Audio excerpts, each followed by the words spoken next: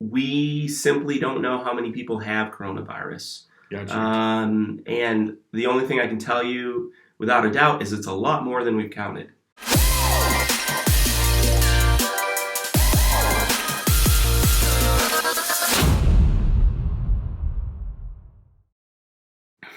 What is up, guys? RLTKPHX podcast, Real Talk Phoenix. Jordan here. Special episode today. Yes. We're not even going to give a number to this episode. Nope, this is episode. Because it's so special. We'll call it episode Corona. How about that? Why don't we give it a Roman numeral? Okay, like what? Episode Roman numeral 1. Okay, is that how we're going to do it? We can do it that way. It seems more official with our guest, that is. You know? Yeah, I mean, our guest is pretty stinking official. Mm-hmm. So, we wanted to take a minute to welcome our friend Cody. Hello, guys. Cody, how do we say your last name? Knuppenburg. See, I didn't want to say it because I don't want even though he said it like 5 times before he asked Cody to say it himself. Hey, I'm just being safe, man. I'm just being safe. Yeah. But hey, today what we wanted to do is really tackle a topic that's on everyone's minds and everyone's hearts right now, and that's the issue of this virus. Coronavirus! Stop it right now. That is the most ratchet video on the planet. Go check it out. No, don't go check it out. Tackle this issue of coronavirus, and so Cody over here is we'll let him tell you who he is and what he does, and I'm going to stop talking now because you guys want to hear from him and not me. So Cody, welcome. Okay. And what we want to do is the same way we always do with all our guests, go ahead and tell us your story. So like, where are you from? Like, what was your life like growing up? And then we'll get into what you do now. Okay, well, originally I hail from the great state of Texas. Hey, come on. Okay, wait. We got to stop right now. We're in Texas. I knew I loved you the minute I met you. Stop it. Dallas, Fort Worth area. So my wife is from Arlington. She literally really? grew up right there next to the golf course off Cooper. Okay. She grew up over there. Yeah, so one of the first neighborhoods I lived in doesn't, it's where the Cowboy Stadium is now. Oh, okay. That's what I'm talking about. No, it's no longer. It doesn't exist anymore. It was designated. Shout out to Dallas Cowboys. Shout out to you call it the Death Jerry Star? Jones wiping people. Was that Irving? Out. Irving, wasn't it? What's that? Wasn't that where the stadium used to be? Was in Irving, Texas? Oh, no. Oh, actually, I don't know where the old one was. Yeah. Yeah. Oh, you were just saying the stadium doesn't exist anymore. No, the stadium. So the current Cowboys stadium is in Arlington. Yeah, and that's where I used to live. Walmart. Oh, gotcha. All right, sorry guys, we're totally getting distracted right now. Yeah, we're in the stratosphere. Texas. So you're from Arlington, Texas? Originally, yep. I lived there till I was 12. We moved to Michigan to be closer to family. Yeah. I grew up in a single-parent home, 3 younger siblings, and so you was bullying everybody? I don't know about that. Well, they're. You might say that. But he was like, well, I'm going to be honest for a second. They needed it. Hey, come on. Yeah, that makes sense. I'm the eldest, too. Yeah. Oh, where are you? He's the youngest. Okay. I got PTSD from that. Right. You saw how salty he was when he mentioned how you used to bully your siblings. That's hilarious. No, I did tell him what to do, but So we moved to Michigan when I was about 12. What part?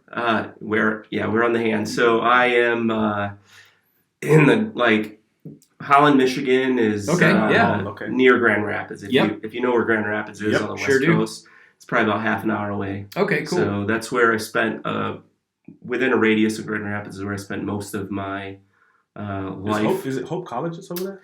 Yeah, I live right by Hope. Yeah. Cool. I've been there. A few miles from Hope. Cool. Yeah, it's beautiful. Beautiful campus. But went to Holland Public Schools. Did my undergrad at Cornerstone. It's a little private Christian college in Grand Rapids, and then I'm familiar with it. Then I went to Michigan State for med school. Oh, wow! So I did. So you gave it away. You gave it away at med school. So he's a doctor. Yeah. And after that, I did residency in Grand Blanc, Michigan. Mm-hmm. So that is on the east half of the state. That's adjoins Flint, Michigan. Cool. So some people may recognize Flint from the news and stuff. Yeah, a few years ago, but we do part of our training in Flint, part of it in Grand Blanc. Wow. So, and then after I finished there, I followed a beautiful young woman here that I met in residency, and we ended up getting... Does your wife know about this? Yeah, she does. Just kidding. Wife, I'm just kidding. I've never met you. Yeah, so we actually met in residency. Is gonna die. Assassination. It's all for levity. It's for the podcast. It's for you guys. We love you. Just kidding. Yeah. So I followed her down here and married her, and I've been in Arizona for about almost. Well, let's see, when was it? 2018. Okay. Yeah, it's been about 2 years. Cool. A little, just over 2 years. Cool, maybe man. right about two years that I've been here. So what do you think about the valley? I like it. Yeah, I do miss trees. Yes. You know, and what are those things Grass. with green stuff Yeah, that comes out of those with the sticks? branches. Stuff that grows out of the ground. Yeah, my neighbor has a big saguaro cactus, so it's kind of, Yeah. I guess it's It's it as kind good as of, it gets, man. yeah, it's kind of like a pine tree, I mean, Kind of. I guess if you squint, you It's kind of green and it pokes you if you touch it. Very true. Yeah. So you're a doctor. Yes. So where are you at right now? Like, what are you currently doing? So currently I do urgent care medicine. Cool. I've been doing that since I got out of residency. A lot of people have probably been to the urgent care before. It's mostly, acute stuff, things like cough and cold, sore throat, ankle sprains, broken bones, that kind of thing. Urinary tract infections, pneumonias.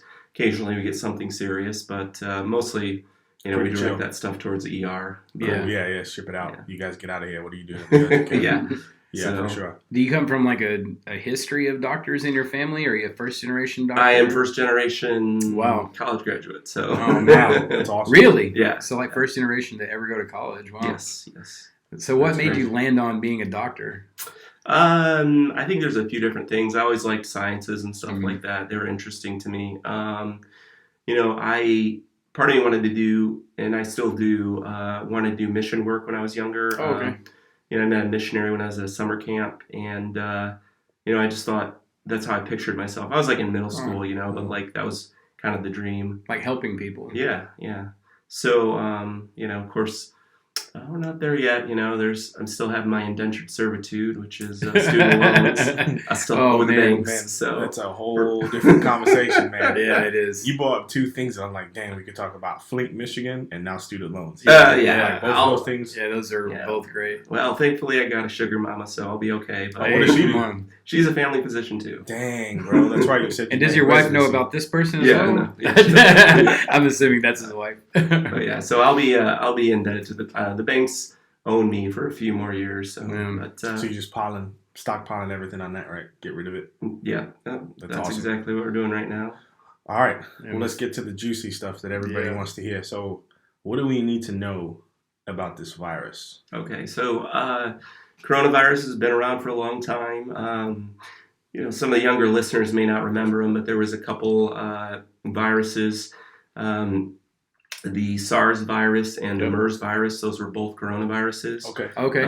And this is a new strain that appeared end of last year. Most people know this part this first discovered in Wuhan, China, in the Hubei province. And initially, they didn't really know what it was or where it came from. And frankly, we still aren't really sure about where it came from, but it looks pretty similar to coronaviruses found in bats.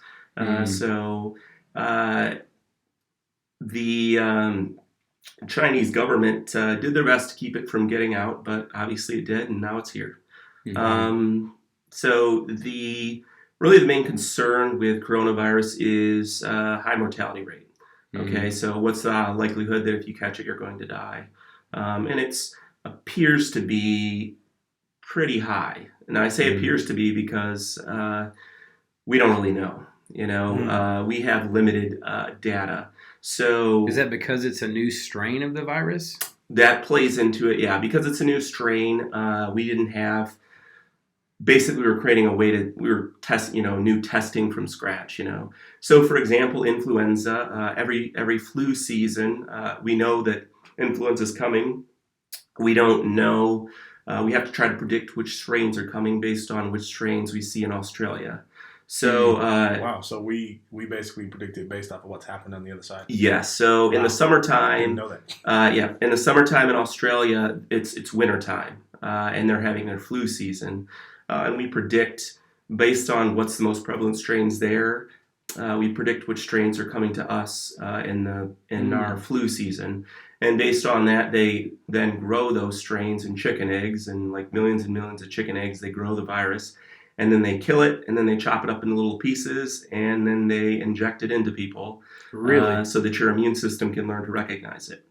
Okay, so the success of the vaccine is based on whether or not they predict the right strains. Wow. So to the extent that those strains that are prevalent... So this is all a gambling game, basically. A little bit. I mean, it's... highly informed, but... Yeah, heuristic, for sure. Yeah, it's a educated guess, and they're. I mean, it's definitely better than nothing because a lot of those strains do end up here when it starts to get cold. I quote cold in quotation marks. Right. Yeah. In Arizona. Right.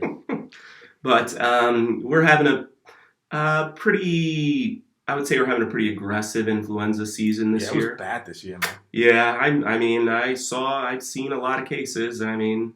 Our urgent cares are pretty much overwhelmed, at least, starting in December, maybe even November, January, February, even now. The epidemiologists are telling us flu season is starting to wind down. Okay. Looking at the CDC stats, they estimate that, and it's an estimation, it's an educated one, but there's been somewhere north of 25 million visits to primary care physicians, ERs, hospitals, urgent cares for influenza, and somewhere between 22,000 and 55,000 deaths this year from influenza in the U.S. Alone? Alone, yep. It's a little higher than usual, but... Yeah, a lot of people die from influenza every year. And is it they die because they have a compromised immune system, kind of like the whole coronavirus thing? That plays a big role into it. So obviously, there's two groups of people that are really vulnerable to influenza: the very young and the very old. Okay, so little kids, like very young kids. So what age? Well, newborns and stuff like that. Okay. It does kill like kids, like elementary school kids, but not that many. So like 0 to what? Like how many months?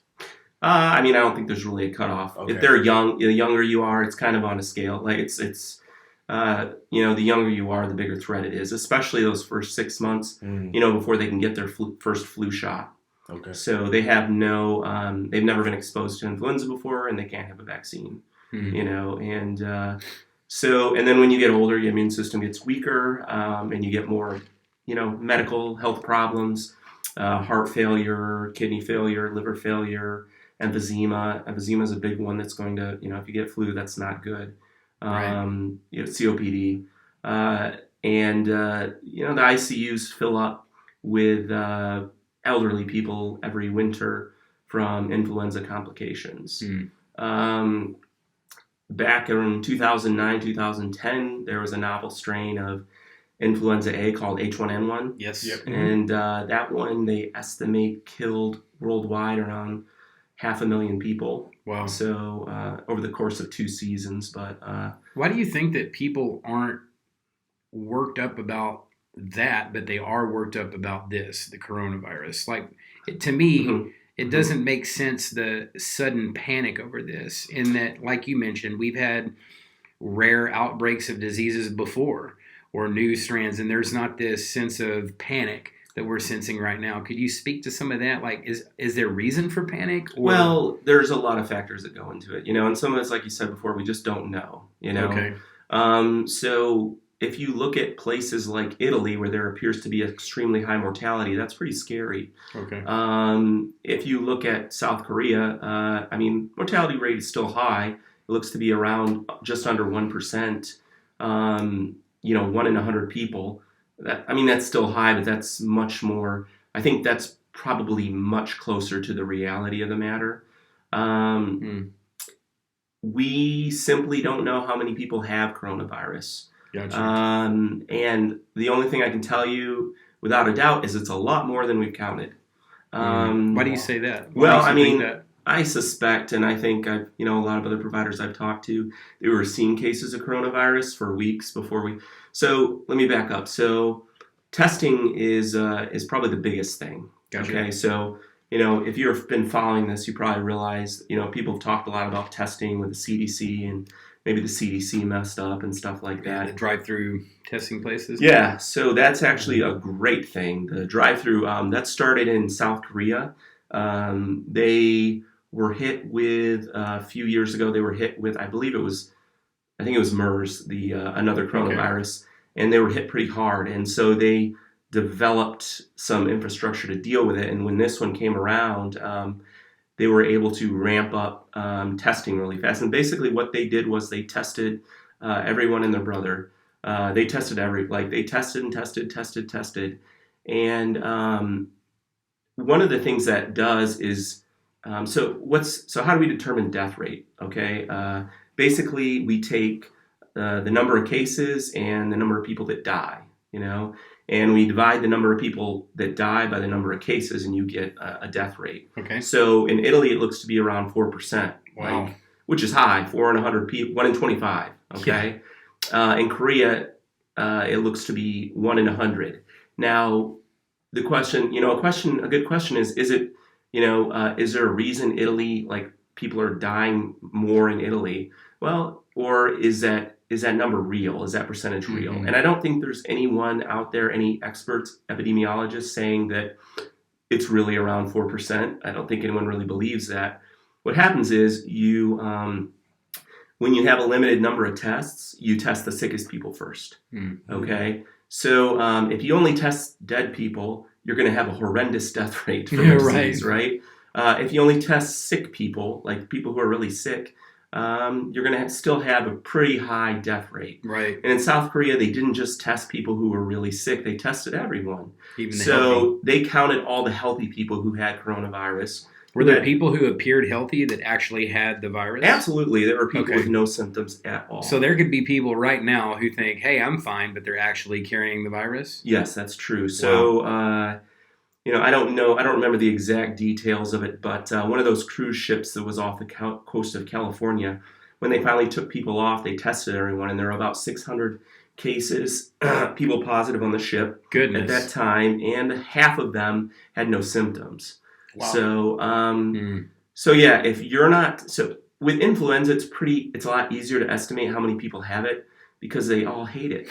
If you have flu, you feel like crap. You really feel miserable. You're going to have a high fever, body aches, fatigue. Yeah. You're going to have, you may have some nausea, vomiting if you're younger, but you're going to have a runny nose and cough and stuff like that. And you're not going to pass it off for the common cold. Some people get the cold and think they have the flu, but no one gets the flu and thinks they have a cold. Yeah, that's true. So everybody who gets it's going to be. That's a great point. Yeah. Wow. Everybody who gets it is going to be sick, okay? And so, and the vast majority of them are going to have contact with a healthcare provider. I see a lot of people who come in with the flu who they have to be dying to come see a physician, Pretty much, yeah. And that's how they feel. You feel super miserable. With coronavirus, we're not seeing those people. And also, we aren't testing mild cases. Now that's probably changing right now a little bit. What would be the danger in that of not testing mild cases or people who appear to be healthy, just that they could transmit the virus? So not knowing how many people have it is a big problem. For one thing, we can't get our head around it. Like, how deadly is this disease? You can't make predictions about it if you're not testing people. Mm-hmm. The other thing is, if you want a quarantine to work, you have to know where the disease is. So right now, basically, what we're trying to do is quarantine the whole country, which isn't really that practical, but it's the best we can do when we don't know who has it. Seems like people are responding because it hasn't been like a clamp down by the government. I've heard about over in China that they were very, hardcore about asking people to stay home. I think it was even government. They didn't ask. Right, exactly. So it seems that people here in America are, for the most part, taking it seriously. Yeah, I think we're taking it seriously. There is, and I mean, this is another topic to talk about, but, there's a price and cost, there's cost and benefit to what China can do. In China, they can, lock you in your home and say you can't come out until we tell you. Right. That's a lot harder to do here in this country. And I think I'm actually grateful for that, for the freedoms that we have. But it does come with other risks, Absolutely. It comes like young people running around on beaches. Well, yeah. Yeah, exactly. So testing is important because if there's a big difference between a 4% mortality rate, a 1% mortality rate, a 0.1% mortality rate, and also it's important to know where the disease is. If you really wanted to stop this, you would have to know where it is in order to. One of the things about coronavirus is we found, so the average person will show symptoms within 5 days, if you're going to show symptoms. But there's a small percentage of people who don't show symptoms until like 14 days. Wow. So, I mean, there's not very many of them, but it only takes a few. Right. So that's why it's hard to, that kind of makes it easier for the virus to spread when it has mild to no symptoms. Mm. Like I said, it's easy. If we wanted to clamp down on influenza, it might be easier in that respect. Mm. So that's one of the reasons we don't know much. I mean, that's one of the reasons that people are afraid of coronavirus is because of what we don't know. Okay, there's a lot of mystery to it. And there's one or two other reasons you could consider them the same thing. One is we don't have a vaccine. Yeah. Influenza is actually a super dangerous virus. It's killed, millions of human beings over the, course of modern history. But because of vaccination, we've really been able to bring that number down. Right now, we would say influenza has about a 0.1% mortality rate. So 1 in 1,000 people who get it will die on average. Now, it depends on the strain, obviously. Not every strain is the same. Some are more virulent than others. Mm-hmm. But and the other thing is medication. So we now have 2 medications that directly treat influenza that prevent the virus from replicating. Okay. One of them's been around for a long time, called Tamiflu. Yeah. Okay. So that's doing well? Yeah, Tamiflu still works. Occasionally you do get resistance to it for influenza. And then there is baloxavir marboxil is a new one. It's Xofluza. Okay. And that came out, was on the market last flu season. Okay. And that's one of those, it's a single dose medication that stays in your body for several days. Okay. And it appears to work against a few strains that Tamiflu is resistant to. But overall, Tamiflu is a wonderful medication, especially when someone ends up, it's great for bringing someone, getting somebody back to work, when they've got flu. And if you get it early, if you take Tamiflu really early in the course of influenza, it'll shorten the course of your flu. Great. But it also makes you less contagious, and it saves lives in the hospital, when someone's severely sick with influenza. We don't have anything like that for coronavirus. We don't have a medication. Gotcha. So that's the reason for some of the panic. So coronavirus, it seems like you're saying, I'm trying to connect these dots because, I'm a dummy when it comes to this stuff, so I'm going to make sure. Coronavirus and influenza are basically heavily connected, right? Based on what you're saying? They're both dangerous viruses that are similar or appear to be similar. They're different families of viruses. Okay, but some people will say you can't compare them and what they're looking at, and the reason that people will say that is because they're looking at the death rate. But like I said, we don't really know enough about coronavirus at this point.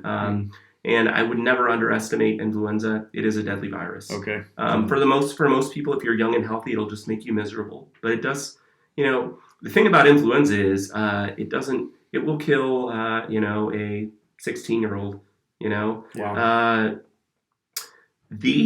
I guarantee you there wouldn't be people on spring break running around on the beach with influenza. Right. Absolutely. Because they'd be sick and miserable, you know what I mean? And Absolutely. People would see them and stay away.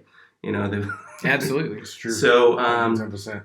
Yeah. So with coronavirus, it's kind of it's a mixed bag, it would be nice if we could recognize everyone who had it, but it's also wonderful that it's not killing children. True. It isn't. True. I think there's been the youngest person to die from coronavirus was a 20-year-old who had cancer and a compromised immune system. Could the virus mutate at some point, though? Like, say you got it and you had symptoms and then you got better. Could it come back and be worse and mutate in some way? Or I've heard some of that in the news. So basically, what happens when a virus mutates? usually what that means, so our immune systems recognize viruses by the proteins on the surface of the virus. Okay, you could say, like a kind of like a license plate or something, or a barcode on the virus. It has proteins on the surface. That's how your immune system recognizes it and eliminates it with antibodies. Now, if those proteins on the surface change, it's not really a new virus. It doesn't change, most of the time it doesn't change the function of the virus at all, but it does make it look different to your immune system. Wow. So that it can't, that's the reason influenza is difficult because, even though the virus, 100 different strains all function the same way, they all look a little bit different to your immune system. Wow. So is there any real threat of that happening, a mutation? I mean, sure, there's always a threat. The one virus that is known for it the most is HIV, the human immunodeficiency virus. The reason that it is part of the reason it's so persistent in the immune is because it changes. So it's hard to produce a vaccine against it. Okay. It's actually so far impossible, but hopefully one day we're going to get there. We have a vaccine against it. But it changes its appearance, basically. You could say like putting on masks. Yeah. Kind of. And it's constantly changing. That's crazy, isn't it? It's not a particularly infectious virus or a sturdy virus. But once you have it, it's a nasty virus that you can't really get rid of because it incorporates into your DNA. Wow. So do you ever get rid of coronavirus? Or yes, absolutely. Okay. Yep. Most viruses do not incorporate into your DNA. Okay. Great. There's a few that do, and you'll probably know them because they're the ones that just don't go away. Gotcha. Like herpes viruses and the chickenpox virus, which causes shingles, we call them retroviruses because they stay with you for life. They incorporate into your DNA. Wow. I think we've. It's like they go into hibernation and come back to bite you later. Yeah, basically. Wow. So I think we got off track a little bit, but it's hard to predict what the coronavirus is going to do. It's hard to know if sticking everybody inside is going to be successful or not. Most likely, it's just going to slow things down. And so the rationale with that is it gives us time to figure it out. Yeah, I mean, I don't know if we're going to figure it out quickly, but it gives. It takes some burden off the ICUs to care for grandparents and stuff like that who are very sick. They could easily be overwhelmed. Basically, is the concern, and that's what's happening in Italy. Their hospitals are overwhelmed. That's not happening here. Could it happen? Sure. Is it going to happen? I don't know. Nobody knows, but that's kind of the fear that basically our leaders have. Is that the ICUs will be overwhelmed with this. And when the ICUs are overwhelmed with this, that means that more people die because, some people... treatment. Right. If we could have put you on a vent and you recover from it, that's great, but if we don't have enough ventilators and not enough hospital beds, we can't. So hopefully what we're doing is buying time, slowing down the virus, and giving our government a chance and our hospitals really a chance to ramp things up. Okay. And personally, I believe the most important thing is testing, and I know that Banner is currently working on opening those drive-through testing centers and really ramping up testing. And I wish it had been done a month ago, but we're here where we are right now. So what are you hearing about when that's supposed to roll out? Well, I know I've heard there's some there are some around right now. I don't think they're accessible to everyone. Right. But I know I believe Banner has one out in the West Valley. I don't know exactly where.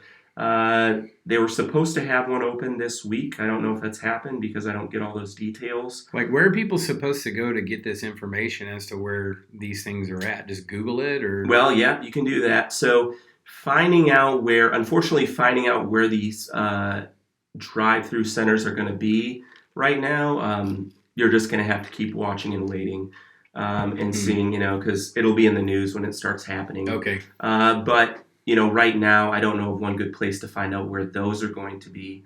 There is some testing available in the urgent cares. and there is some testing available in the hospitals, but there's not a lot. And if you're not pretty sick, there's a chance you won't get tested. Okay. So they got to see something, visible symptoms. As of right now, yeah. Now that changes from day to day. I just started testing people on a week ago. Last Friday. Okay, so I started getting results back on Monday. That's the first day I was able to test in the urgent cares that I work in, and that's because private labs started offering testing. Okay, so private labs offering testing was very important because it increased our ability to test. Would it be like LabCorp or something like that? Yeah, like LabCorp. Okay. I use Sonora Quest, but yeah, LabCorp is another big laboratory, and I do believe they're offering testing. I couldn't tell you for sure. Okay, cool. But I wouldn't recommend anyone goes into the lab to get testing. They won't appreciate that. But I would just keep your eyes peeled. And when you see that these these testing centers start opening up, I would go and get yourself tested. Okay. Especially if you're experiencing symptoms, right? Yeah, definitely. And the symptoms are, just to clarify. So the symptoms vary. The most common symptom is fever, and then cough, a dry cough. But there are also people with milder symptoms, and you can also have some GI symptoms such as diarrhea. But I don't know that I've seen. I don't think that is a very prevalent, prominent. Yeah. It's not a big symptom, but it's one that you can have. Fever and cough are the main symptoms. Body aches. So if you have a flu-like illness, cough, sore throat, body aches, fever, there's a reasonable chance that you have it. Now, it could be flu, or it could be one of the many other viruses that are circulating around the valley. But there's always stuff going around. But there's a chance it could be coronavirus. Okay. So how should we be communicating with each other about this? Like, what you see somebody, they're freaking out about it. What are you going to tell them to do? Just go get tested, or attempt to get tested, quarantine themselves? Yeah. So a lot of it comes down to what your risk factors are. So if you're not aware, the age is the biggest risk factor. Seems to be that people over 65 are at the highest risk. And the older you get, the higher risk there is that you'll die from it, basically. Okay. So the risk of not catching it, but dying if you catch it. Right. It's so dying is the real risk here. Okay. But for people under 65, that risk is really small. Because it is highly contagious, right? I mean, it's not just a... Yeah, it seems to be pretty contagious. There are viruses that are far more contagious, like measles. But, basically if someone has measles and they walk through the room, everybody has it. But, Dang. Right. Yeah, so that's a super contagious virus. It seems to be, it might be a little, again, we don't have enough testing to know for sure, but from, the information we do have, it seems to be slightly more contagious than influenza. So if I have coronavirus and I'm in here right now and I start coughing all over the place. Yeah, if one of us had it, by the end of the podcast, we would all have it. Okay, guaranteed. Probably, yeah. We're sitting close enough together. Yeah, so small gatherings. High probability. Because I've heard a lot from, the CDC on gathering groups. You should have 50. And I think now it's like you can't have 10. Churches are canceling. I mean, do you think this is kind of an overreaction, or is that just the safest response, would you say? Okay, so I know we talked before about the cost of this. Like we talked, you got to compare costs, okay? So we are getting different numbers depending on who you're looking at. The CDC or the current administration, I believe they were the ones who gave out the number 10. Like, where does that come from? I'm sure there's some smart epidemiologists who came up with those numbers, but ultimately, if there was no cost to quarantining, I would say that everyone in the country could be in groups of no bigger than 1, and if they stayed like that for a month, it would be the end of the virus. However, that's not even plausible. Because people keep doing, even like we're doing right now. Correct. And I mean, that would come at a tremendous cost, not just economic cost, but I mean, that would kill people too. Obviously, there's people who can't be alone or they would die. So there has to be, there's always a price for quarantining people. There is a huge economic price. We're seeing it, right? Yeah. So, if you're let's say you're someone in your early 60s, let's say you're 65, so you're right on the line and you're considering retirement, you're kind of pinched from both ends. Right now, your retirement is taking a hit, and With you the stock market. Yeah. Your 401k is taking a hit, and you're also at risk from the virus itself if you go out and work. And then you're being told to alienate yourself from all your loved ones. You're correct. Yeah. It's like a triple whammy for senior citizens. But I think so. The risk that our leaders have, and maybe I don't know if they're doing a great job of it, but the risk that they have to weigh against is the economic risk. And really the economic risk is for, people, the average American who, the way I grew up in a single parent home, if my mom couldn't go to work, we'd be in trouble, because we didn't live on much. Right. And we were less than paycheck to paycheck, we were living on the Lord's grace. I understand. We definitely had government help and stuff like that, but I can't imagine right now being in that kind of position and not being able to go to work. If you rely on, if you're a waiter or a waitress who serves tables and relies on tips and you have to make rent, this is a pretty hard pill to swallow. If you, if you do construction and you can't go to work and that business closes, you might, the quarantine might end and you might still be out of work. So there are a lot of people out there who are going to feel this really fast. Oh yeah. And, that means things like small businesses failing, going bankrupt, people losing their jobs, losing their homes. And the economic consequences from this are potentially, we could be looking at 2008 or worse. Depending on how long and how hard we try to clamp down.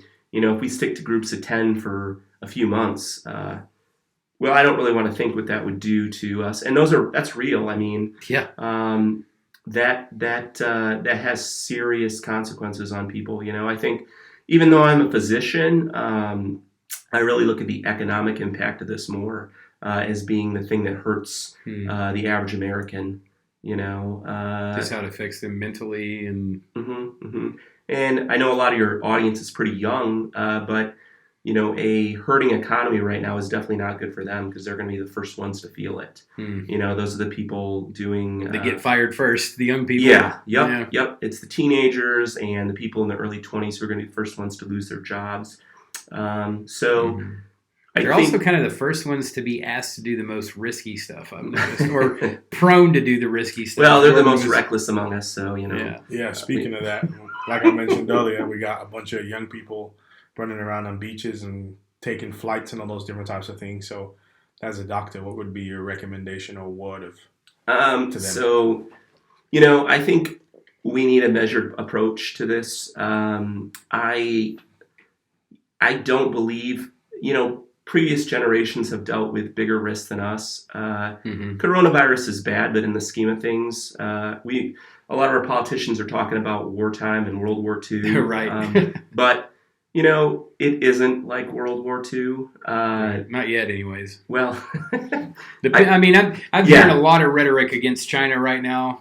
Politicians saying things, and the way I feel about the situation is like you were mentioning earlier. You're more concerned about the economic impact. I'm concerned about the political impact and how it's going to affect nations. I mean, it seems kind of a tinderbox right now, just with people's emotions, with the economy. It's like, man, what is going on? Well, human beings love war, and we always will. True. We've lived, I think we've lived in, there's always war, but we've probably lived in a time of unprecedented peace. And so, that's fair. Even though we've had, even though we've had wars since World War II compared to, previous generations, we've had very little war. Sure. There was a lot asked of like our grandparents and great grandparents generations, and they suffered heavily in the, Great World Wars. And I don't think we're looking at anything like that. But that's not to say this isn't real. People will die. Yeah. People do die. And like we were talking about earlier, people die every year from influenza. Yeah.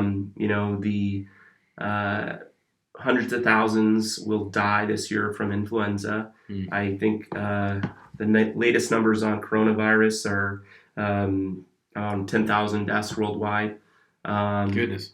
So, and that number clearly is going to go up, but how high, I don't know. I don't think anyone knows. But so back to your question a minute ago was like, how should we, communicate about this? What should we do about this? The best thing you can do is use good respiratory hygiene. And that really just means, the cheesy stuff you see on the internet and, that you're getting from, Google when you open your homepage. The five things. Yeah. I mean, it really does make a difference. When I go into a patient's room, I scrub in and scrub out. And what that means is I squirt that Purell in my hands, rub it down on the way in, and I do it on the way out. And that's one of the ways I prevent myself as a caregiver, as a physician, from transmitting. I got to worry that maybe I won't get sick, but I could transmit it to the next patient. If I see a sick patient, the next person with an ankle sprain, I don't want to give them coronavirus. That's the thing I think people are really missing on right now, especially the Gen Zers and the teenagers right now. They don't realize the risk they are passing it on to people. Yeah. Yes, there is a risk. There's definitely a risk that they're passing it on. What I would say is if I could choose how to do this, which obviously I can't, I don't run the country and make the decisions, but I would quarantine the grandparents and, and I would send the kids back to school and I would let them all get coronavirus and let them get it over with. But, the thing is, you can't do both. You have to do one or the other for it to work. You can't, it doesn't work in the middle. Gotcha. You can either quarantine, you can't half-measure quarantine, really, and expect it to work. So we have to work with what we have right now. So either lock everyone down, or like you mentioned, Yep. Lock down the older people and let it run its course with you. Yeah, I mean, what we used to do when I was little, right before the chickenpox vaccine, is when there was chickenpox, one parent would, when one kid got it, all the neighborhood kids would come over and get it too. They'd have a chickenpox party. Come on, he's got it. Yeah, and because it's such I would, if it was up to me, the kids would go back to school and we would focus on isolating the people who are most at risk. But it's not up to me. So we have to work with what we have, and what the strategy that we have. You can't do both. You have to do one or the other. So right now we have to try to limit the spread of it. If that's the right strategy and if it's going to work, it remains to be seen. That's why I advocate testing. So the thing is, what you're going to see in the news in the days and weeks to come is you're going to see a dramatic explosion in the number of cases. Really? Well, yeah, because now, right now, I can't remember how many cases we have reported in Arizona, but I think it just went up to like 44 today or something, like 17 new cases today. So it's going to be a lot more than that. I don't know exactly where they're getting the data from in the news, but I know there's definitely cases that they're not reporting that have been tested. They're probably only reporting cases that were tested by the government. But as testing ramps up, we're going to catch all those people out there. Well, we're going to catch a big chunk of them who have it. Okay, so it may already be that there are thousands of people in Arizona with coronavirus. There may be tens of thousands in Arizona. There's maybe millions of people in the country with it. Wow. We don't know unless we test. Right. And so hopefully. So what we're going to see is a big ramp up in the number of cases over the next few weeks. Hopefully what we will see is that will peak and kind of flatten out. Gotcha. And that the number of cases that come in will kind of will slow down. But expect for the rest of the month getting a little tongue-tied. The rest of the month of March, expect those cases to keep growing. Goodness. But that's a good thing, though. Sure. Because they're there whether or not we test them. So the best thing we can do is test them. Right. Because then we can get a handle on it and actually know what's going on. Yeah, know what's going on, know how dangerous it is. When we can calculate accurately how many people are dying from it, we can make better decisions. Gotcha. Okay. So when we see a death rate of 4%, that's very frightening, and that might make us do stupid things. When the death rate is known better, I can guarantee you it's going to be a lower number. Okay. But I don't know how low. I'm optimistic it's going to be 1% or lower. I'm pretty confident of that, but that just really depends on partly on how well we test. Yeah. Mm-hmm. So that's cool. Yeah. Thanks for sharing that, man. It's a lot of information. Very helpful. Yeah. Sorry. I know it's probably like a med school lecture over here. That's what we need, man. We need some. Everyone wants to be a doctor now. They think they are. So watching the news. So the actual doctor. What you need to do is listen to the podcast, and if you didn't hear what was said, listen to it again. Right. Because the doctor told you all what you need to do. There was a lot of content there. So yeah, as we kind of wrap up, one of the things we always like to do is wrap up with a little bit of perspective, Christian perspective in particular. We're believers, and so. How should our faith, and you as a doctor, obviously, how does your faith affect the way you're viewing the pandemic that's happening right now? Mm-hmm. How does it affect the way you're viewing what's going on? Yeah, so our faith definitely gives us a bigger perspective on things. In our society, it's tempting to look at things on a very small scale, temporally, with time, we're on Twitter. Well, I'm not. The people that I know, they're on Twitter. I mean, this is how they are. It's not just because of my age. I'm kind of I'm not. Maybe I'm a little antisocial. That's what my wife says anyway. Right. But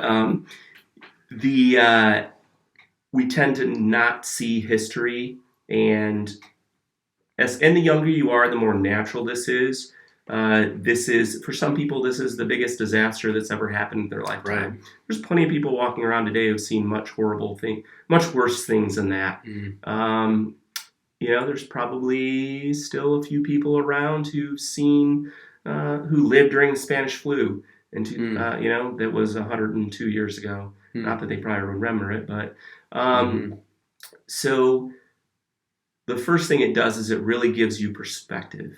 On the world, and it gives you that historical perspective when you read Scripture. But it also gives you a spiritual perspective. We live in a fallen world. We live in a world that's been cursed since Adam sinned, and there's death and destruction in this world. There's diseases, there's war, and people do bad things to each other, and this kind of brings it home, and it's a good opportunity for Americans today. We are really good at ignoring our own mortality, and kind of just constantly keeping our faces distracted. Constantly keeping a phone in front of our faces. Watching the news, playing video games, watching Netflix, being on YouTube, and it's just or on social media. Right. And constantly being distracted so that we forget that we are mortal human beings and we're going to die someday. So this really brings things into perspective, I think. It reminds people that they're going to die. And this is really an opportunity to talk to people about your faith. It's one of those times we've had 2001 was one of those times when the trade centers were attacked in New York.